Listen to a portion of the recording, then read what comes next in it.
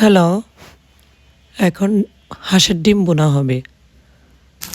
হাঁসের ডিম সিদ্ধ করে খোসা ছাড়িয়ে নিলাম।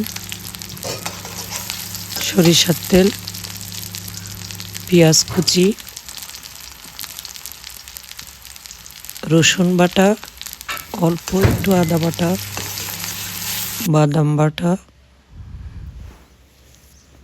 কাঁচামরিচ ফালি দিয়ে ভালো মতো কষতে থাকবো। এরপর হলুদ গুঁড়ো, জিরা ধনিয়া গোলমরিচের গুঁড়ো, এই গুঁড়ো আমি একসাথে করে নিই। লবণ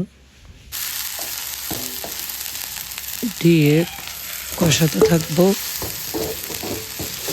ডিমগুলি তেলের উপর ছেড়ে দিলাম। এই ডিম সাদা ভাতের সাথে খেতে ভালো লাগে।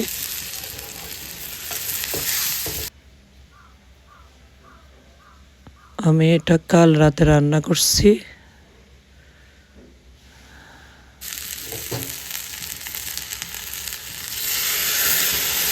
প্রয়োজন মতো গরম পানি দিয়ে দিলাম।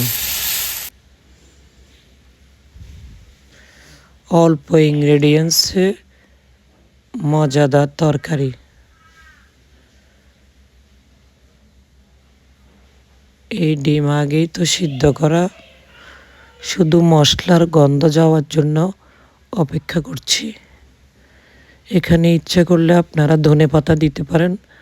আমার ডিমে ধনেপাতার স্মেল ভালো লাগে না, তাই আমি দিইনি। রান্না শেষে একটু চিনি দিয়ে দিলাম।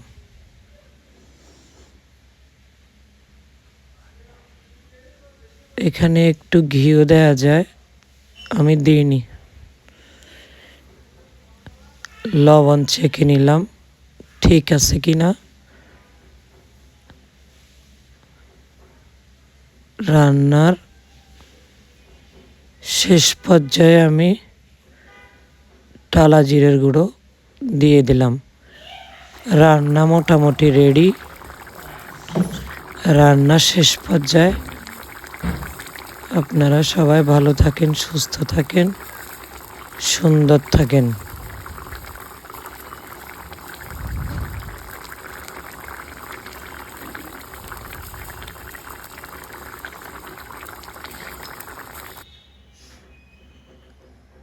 আমি মেরি বিদায় নিচ্ছি। আল্লাহ হাফেজ।